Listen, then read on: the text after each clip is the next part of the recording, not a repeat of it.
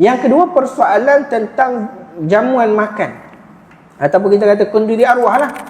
Kerana ada disebut dalam kitab kitab Imam Syafi'i sendiri, wa akrahu ma'tam wa hiya jama'ah wa in lam yakul lahum buka fa inna dhalika yujaddidul hazan wa yukalliful ma'unah. Dan aku tidak menyukai majlis maktam, iaitu adanya perkumpulan, perhimpunan, walaupun tak berlaku pada mereka perbuatan menangis, kerana perbuatan itu akan mengembalikan kesedihan dan menambahkan bebanan. Jadi Imam Syafi'i kata, selepas kematian aku tak suka ada perhimpunan. Jadi perkataan maktam ini adalah biasanya perkumpulan, perhimpunan orang-orang yang dilakukan, kebiasaannya akan menambahkan kesedihan dalam perkumpulan mereka. So kita nak bayang, benda yang dilarang oleh Imam Syafi'i ini adalah perbuatan amalan jahiliah dulu. Amalan jahiliah dulu, bukan jahiliah dululah. Sekarang pun kalau orang agama bukan Islam, mereka bila ada kematian, mereka akan buat perkumpulan. Kalau orang jahiliah dulu, dia nak tahu orang yang meninggal dunia tu baik tak baik, bagus tak bagus, orang kenal ke tidak jasa dia. Majlis perhimpunan ini orang menangis. Nangis, betul-betul menangis. Sehingga orang tu jadi gila pun ada. Kerana sedih dia mati, orang sampai mencari baju, pukul kepala pasal sedih dia meninggal dunia. Ini amalan jahiliah dulu.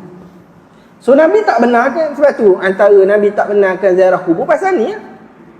Antara sebab Nabi tak benarkan perkara-perkara amalan jahiliah yang menzahirkan ketidakredaan di atas takdir kematian seseorang. Sebab tu tak benarkan. So kita kata balik, kenduri arwah ada ke benda-benda macam ni? Al-hukmu yaduru ma'a illatihi wujudan au adaman. Hukum itu mestilah berdasarkan ilah dia.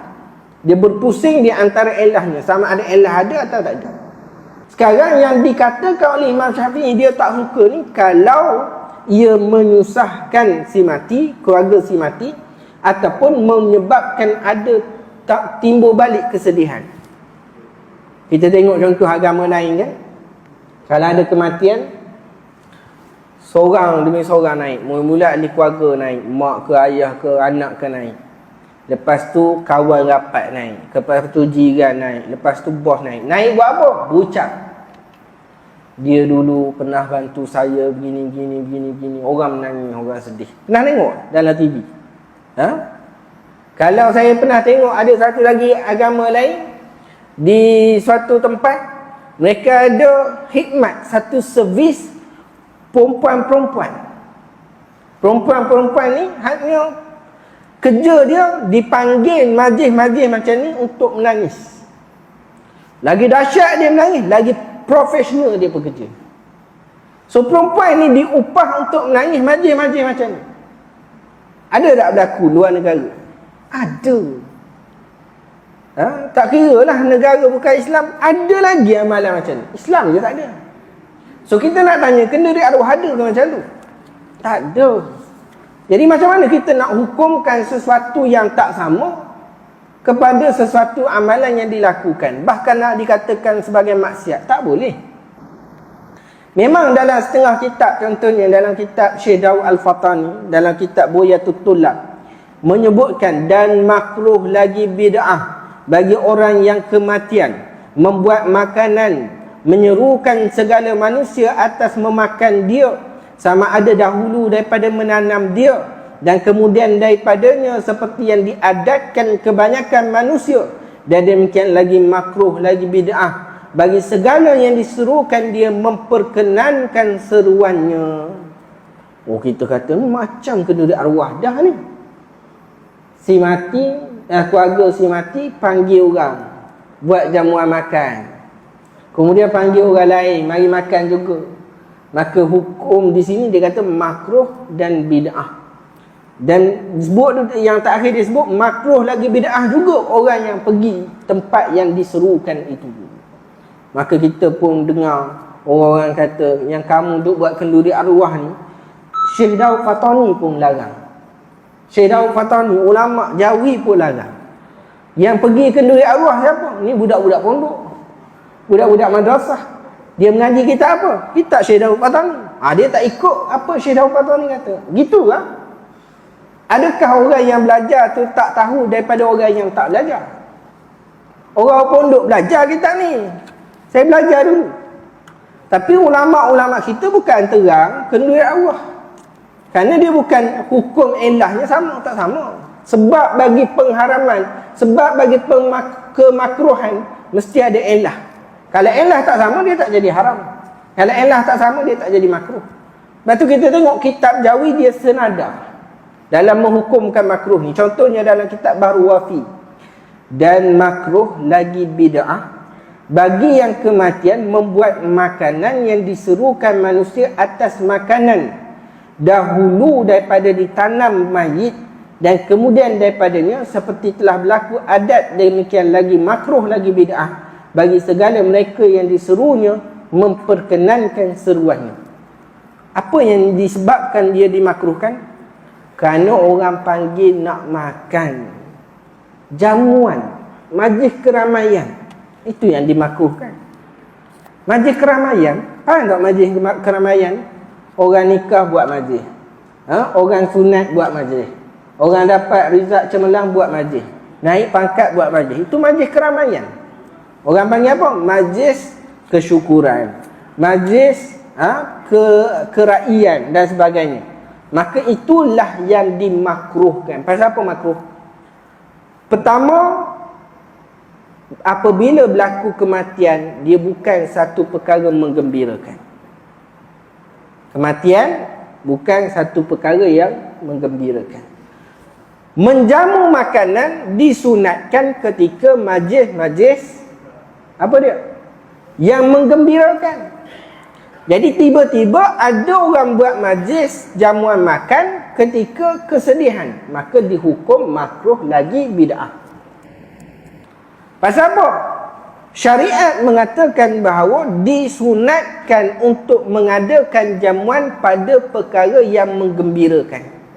So, perkara yang bersalahan dengan perkara sunnah, dia akan jadi makruh. Apa yang jadi bersalahan? Iaitu buat majlis keramaian, buat jamuan makan ketika majlis kesedihan.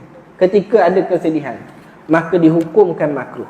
Itu yang disebut dalam kitab-kitab Jawi kita. Bukan kenduri arwah yang kita buat. Sebab asas kenduri arwah bukan majlis keramaian. Cuma orang datang untuk menghadiahkan dan sedekah kepada si mati. Baca Al-Quran, baca Yasin, baca itu dan ini untuk sedekahkan pahala pada si mati. Pada masa yang sama, diambil kesempatan, dah orang ala-ala datang, kita hadiah pada dia lah. Nak hadiah pada orang tak kenal pun tak ada masalah. Cuma nak hadiah pada orang yang tolong bacakan itu, so tak ada masalah. Jadi sebab itu kita sebut kenduri arwah, nama je kenduri, tapi dia bukan majlis keramaian. Dia dilakukan untuk keluarga si mati menghadiahkan pahala sedekah makanan itu kepada orang ramai. Adapun yang dilarang, yang pertama amalan jahiliah, iaitu buat majlis untuk mewujudkan dan membaharukan perasaan sedih. Itu ada dalam agama-agama lain ada. Kalau kita pergi ke agama-agama lain, ada majlis kematian, orang menangis. Kita tengok pasal apa menangis. Rupanya kalau orang tu mulia di sisi masyarakat, orang ramai akan menangis. Ini Islam tak benar kan? Yang kedua, majlis kenduri-kenduri ini hanya dibenarkan pada perkara yang menggembirakan, tidak dibenarkan pada perkara yang menyedihkan. Habis itu, kenduri arwah adakah satu majlis kesyukuran? Bukan.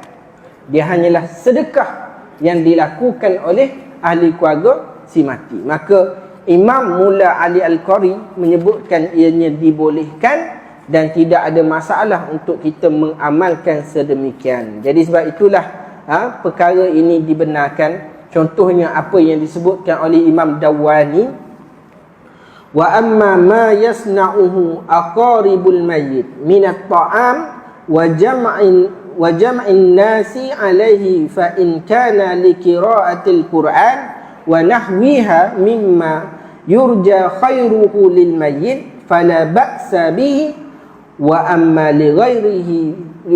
li ghairi dzalik fayukrah.